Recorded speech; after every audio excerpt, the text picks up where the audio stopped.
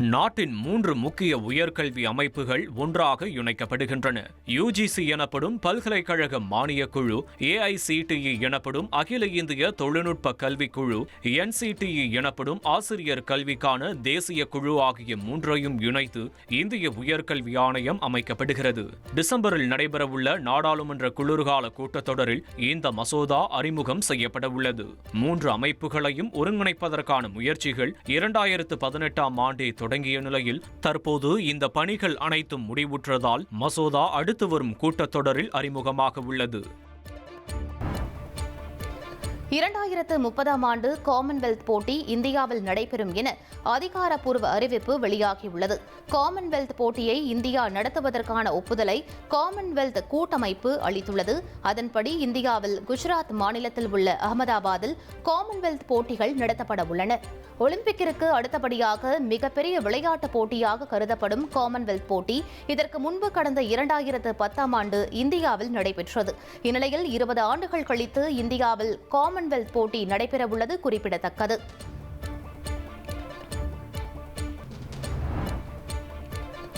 இந்தியாவில் 2030ஆம் ஆண்டு காமன்வெல்த் போட்டிகள் நடைபெற இருப்பதாக அதிகாரப்பூர்வ அறிவிப்பு வெளியாகியுள்ளதற்கு பிரதமர் நரேந்திர மோடி மற்றும் உள்துறை அமைச்சர் அமித் ஷா ஆகியோர் மகிழ்ச்சி தெரிவித்துள்ளனர்.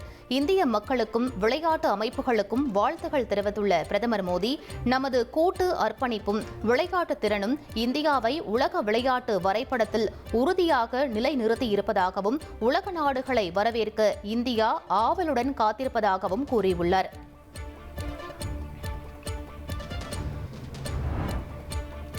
அரிய வகை நிரந்தர காந்தம் தயாரிப்பு ஊக்குவிப்பு திட்டத்திற்கு மத்திய அமைச்சரவை ஒப்புதல் அளித்துள்ளது. பிரதமர் மோடி தலைமையில் நடைபெற்ற மத்திய அமைச்சரவை கூட்டத்தில் 7280 கோடி ரூபாய் செலவில் இந்த திட்டத்தை செயல்படுத்த ஒப்புதல் அளிக்கப்பட்டது. ஆண்டுக்கு 6000 மெட்ரிக் டன் அரிய வகை நிரந்தர காந்தம் உற்பத்தி செய்யும் நோக்கத்துடன் முதல் முறையாக மத்திய அரசு இந்த திட்டத்தை செயல்படுத்த உள்ளது.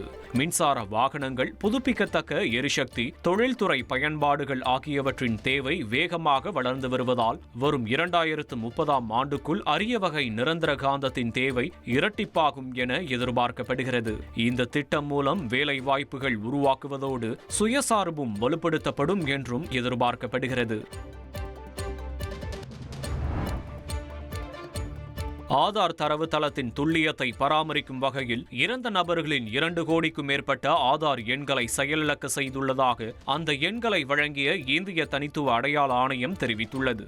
மாநில அரசுகள், யூனியன் பிரதேசங்கள், பொது விநியோக முறை, தேசிய சமூக உதவி திட்டம் ஆகியவற்றிடமிருந்து இந்திய தலைமை பதிவாளர் பெற்றுத்தந்த தரவுகளின் அடிப்படையில் இறந்தவர்களின் ஆதார் எண்கள் செயலிழக்க செய்யப்பட்டுள்ளன. எந்த ஒரு ஆதார் எண்ணும் மற்றொரு நபருக்கு மீண்டும் ஒதுக்கப்படுவதில்லை. இருப்பினும் இறந்தவரின் ஆதார் எண்ணை பயன்படுத்தி மோசடி செய்ய வாய்ப்புள்ளதால் அவர்களின் ஆதார் எண்களை இந்திய தனித்துவ அடையாள ஆணையம் செயலிழக்க செய்துள்ளது. மேலும் ஒருவர் உயிரிழந்தார், பிறப்பு இறப்பு பதிவு அலுவலர்களிடமிருந்து இறப்பு சான்றிதழை பெற்று அவருடைய ஆதார் எண்ணை குடும்ப உறுப்பினர்கள் ஆதார் தளத்தில் பதிவேற்றம் செய்ய வேண்டும் என்றும் இந்திய தனித்துவ அடையாள ஆணையம் கேட்டுக்கொண்டுள்ளது. தமிழகத்தில் 2488 வாக்குச்சாவடி நிலை அலுவலர்கள் எஸ்ஐஆர் பணிகளை முழுமையாக முடித்துள்ளதாக தமிழக தலைமை தேர்தல் அதிகாரி அர்ச்சனா பட்நாயக் தெரிவித்துள்ளார். தமிழகத்தில் 68,467 வாக்குச்சாவடி நிலை அலுவலர்கள் வாக்காளர் பட்டியல் பணிகளை மேற்கொண்டு வருகின்றனர். இதில் 2488 பிஎல்ஓக்கள் தங்கள் பகுதிகளில் 100% கணக்கீட்டு படிவ விநியோகம், சேகரிப்பு மற்றும் டிஜிட்டல் உள்ளீடு பணிகளை முடித்துள்ளனர். வாக்காளர் பதிவு அலுவலர்கள், உதவி வாக்காளர் பதிவு அலுவலர்கள், மேற்பார்வையாளர்களுடன் இணைந்து பணிகளை மேற்கொள்கின்றனர். சிறப்பாக பணியாற்றிய பிஎல்ஓக்களை சம்பந்தப்பட்ட மாவட்ட தேர்தல் அலுவலர்கள் கௌரவித்துள்ளனர். வாக்காளர் பட்டியலின் துல்லியத்தையும் நம்பகத்தன்மையையும் உறுதி செய்ய பிஎல்ஓக்கள் ஆற்றும் பங்கு முக்கியமானது என தமிழக தலைமை தேர்தல் அதிகாரி அர்ச்சனா பட்நாயக் தெரிவித்துள்ளார்.